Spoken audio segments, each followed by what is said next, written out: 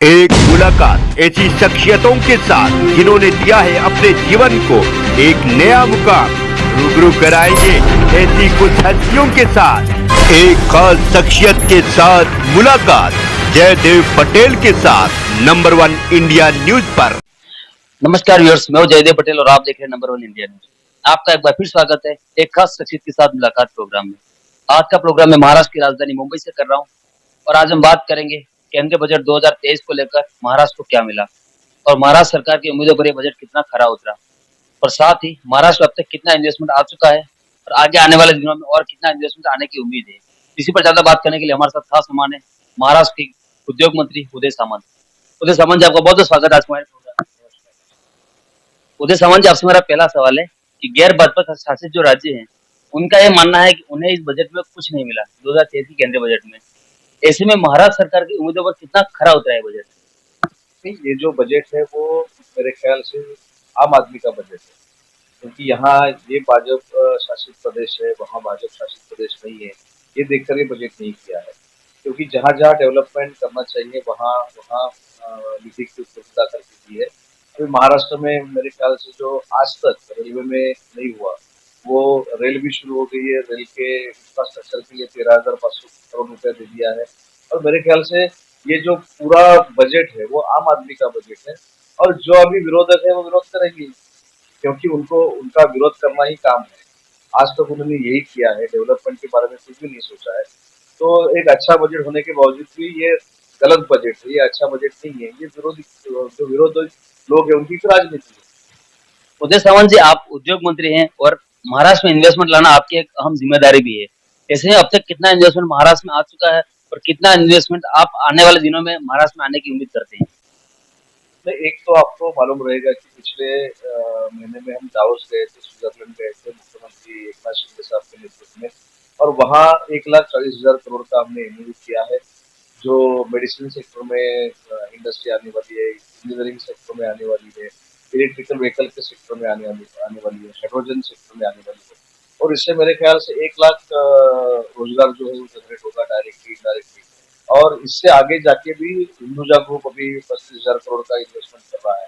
छोटा बड़ा भी अपना इन्वेस्टमेंट हो रहा है। मेरे ख्याल से ये बरस में अच्छी तरह से इन्वेस्टमेंट होगा, और जो महाराष्ट्र पीछे गया है इंडस्ट्री के सेक्टर में, वो वापस एक नंबर पे आएगा।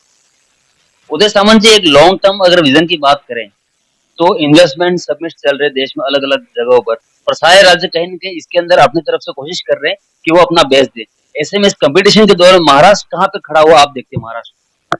महाराष्ट्र तो उद्योग को और उद्योजकों को आगे लेके जाने वाला एक प्रांत है, और उसमें कहने की और रोड शो करने की कोई जरूरत नहीं है, क्योंकि हम जब दावोस में गए थे, स्विट्जरलैंड में गए थे, तो खुद इंडस्ट्रियलिस्ट आके, इंटरनेशनल इंडस्ट्रियलिस्ट लोग आके सीएम साहब को बोल रहे थे हमको महाराष्ट्र में आना है, इंडिया में आना है, लेकिन महाराष्ट्र में हमको जगह चाहिए। इसलिए महाराष्ट्र ये प्रोएक्टिवली इंडस्ट्री के लिए कर रहा है, रेड कारपेट दे रहा है। और इसलिए मेरे को हमारा कंपटीशन किसके साथ है? हमारा कंपटीशन तो वियतनाम से, हमारा कंपटीशन सिंगापुर से, यहाँ के स्टेट के साथ नहीं है। लेकिन यहाँ के स्टेट भी जो अच्छी पॉलिसी ला रहे हैं, यहाँ के स्टेट भी जो अच्छे काम कर रहे हैं, अगर उनकी पॉलिसी अडॉप्ट करके हम आगे जाए तो महाराष्ट्र वापस एक नंबर पे आ जाए। उदय सामंत जी, जो पॉलिसी है उसमें क्या कुछ किस तरह के बदलाव किया जा रहा है या फिर नई पॉलिसी आ रही है जिससे इन्वेस्टमेंट थोड़ा इजी गोइंग है और उनमें थोड़ी सी कहीं न कहीं एक सहूलियत रहे उन लोगों की? नहीं, हर एक जो परमिशन रहती है इंडस्ट्री की, वो सुलभ कैसे हो जाए, वो कैसे जल्द से जल्द इंडस्ट्रीज को मिले, इसलिए हमने कायदा भी अभी किया है पिछले कैबिनेट में, मैत्री करके अभी 30 दिन में परमिशन देना कंपल्सन कर दिया है।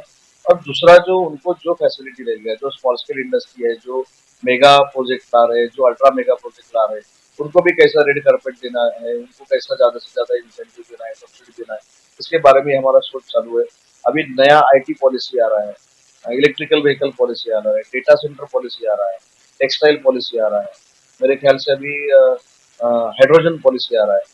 तो हाइड्रोजन पॉलिसी करने वाला तो महाराष्ट्र स्टेट इंडिया का नंबर 1 स्टेट है। तो इससे हम आगे जाके इंडस्ट्री को कैसा बढ़ावा दे, जो इंडस्ट्रीज है उनको कैसा बढ़ावा दे, इसके बारे में हम सोच रहे हैं। उदय सामंत जी, महाराष्ट्र के पूर्व मुख्यमंत्री उद्धव ठाकरे ने एक बयान दिया कि उनके पिता ने प्रधानमंत्री नरेंद्र मोदी को तो गुजरात के सीएम उस वक्त बताया था तो इसी की वजह से आज जो प्रधानमंत्री, इसको कैसे देखते हैं?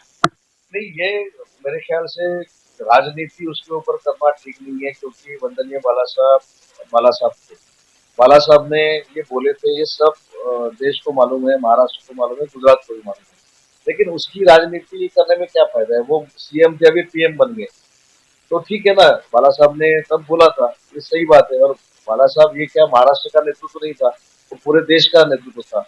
जिस आदमी को पाकिस्तान में भी घबरा घबरा जाता था, वो क्या महाराष्ट्र का सिर्फ नेतृत्व नहीं था। इसलिए वो इंटरनेशनल लीडरशिप थी, और उन्होंने तब किया है, तो सबको मालूम है। उद्धव गुट के जो सांसद हैं संजय राउत, उनका कहना है कि लोकसभा चुनाव 2024 के अंदर शिंदे गुट और बीजेपी एक मेढक की तरह होंगे। इसको कैसे देखते हैं?